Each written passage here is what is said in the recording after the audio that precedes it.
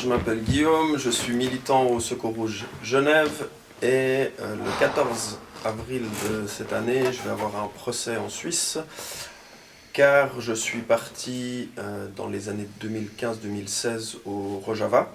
Le Rojava, c'est une partie de la Syrie, tout au nord, une partie qui est principalement kurde, mais où il y a tout un mélange de différentes populations.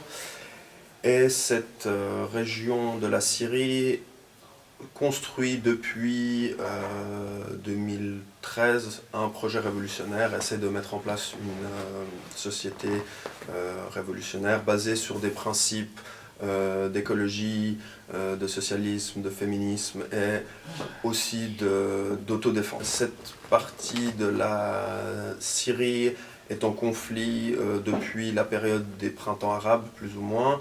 On a vu différents ennemis en face de la révolution. Il y a eu le régime, il y a eu l'État islamique et il y a eu la Turquie qui a soutenu l'État islamique. Actuellement, le plus grand ennemi est l'État turc qui essaye d'écraser cette révolution car elle est principalement liée au mouvement kurde. Du coup, l'État fasciste turc essaie absolument de l'écraser.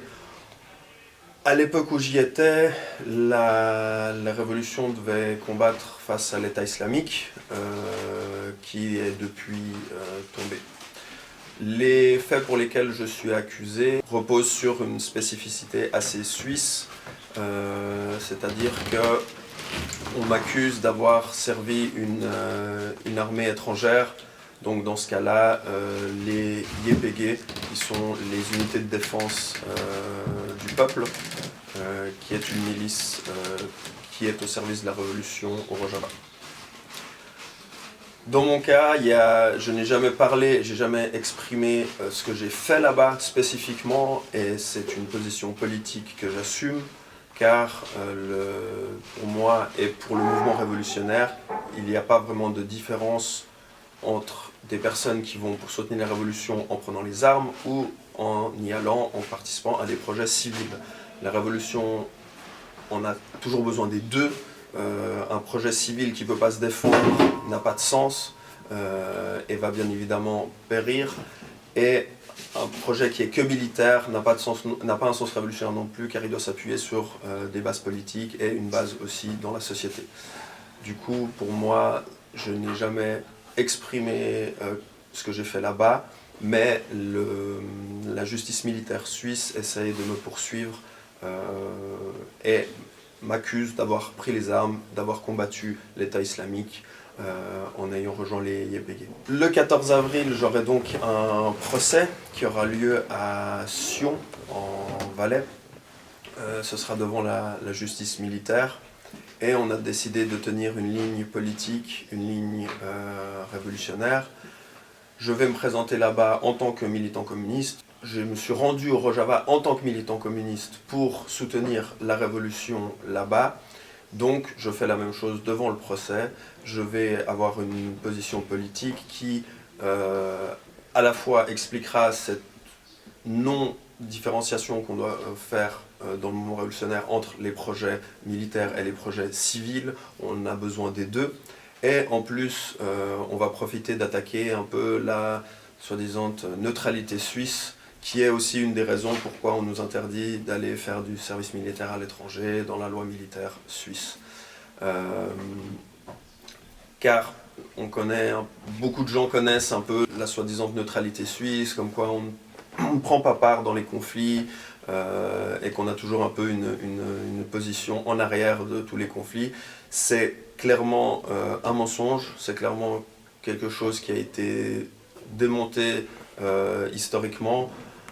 On l'a vu depuis toujours que la Suisse a toujours eu des intérêts dans n'importe quel conflit, grand conflit qu'il y a eu dans le monde, que ce soit lors des guerres mondiales, que ce soit aujourd'hui dans la guerre en Syrie. La Suisse a toujours eu certains rôles, parfois plus ou moins forts, parfois plus ou moins visibles. Dans le cas de la guerre en Syrie, on sait que la Suisse a abrité énormément de fonds qui étaient destinés aux différents groupes qui combattaient là-bas, notamment de l'État islamique. Il y a eu plusieurs comptes qui ont été découverts en Suisse qui avaient pour but de soutenir l'État islamique.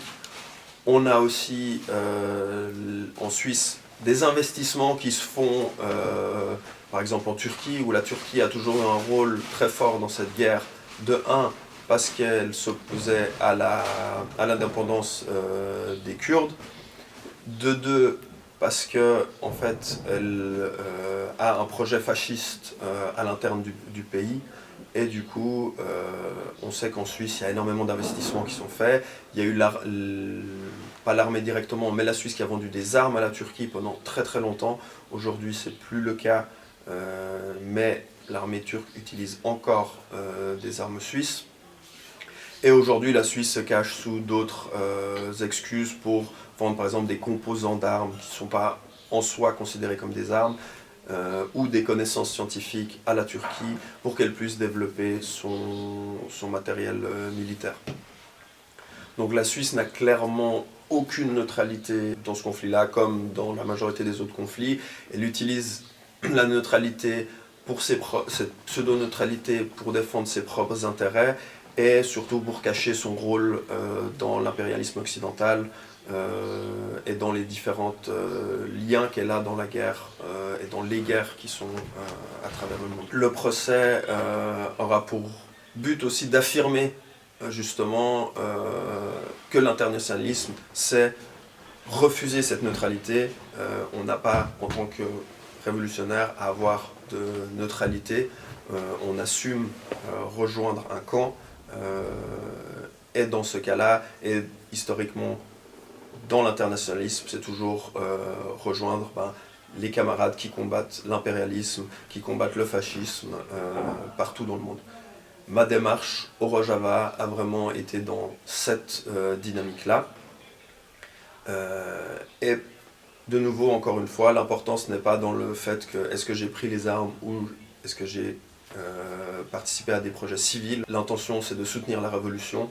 Et si aujourd'hui la justice suisse veut me condamner sans savoir vraiment ce que j'ai fait là-bas, qu'elle me condamne, mais elle me condamnera pour mon soutien au Rojava, pour mon soutien à la révolution, et pas pour juste le fait que j'ai pris les armes, et si j'avais pas pris les armes, en fait ça aurait été non, j'ai été soutenir la révolution. Si on veut me condamner, on me condamnera pour ça.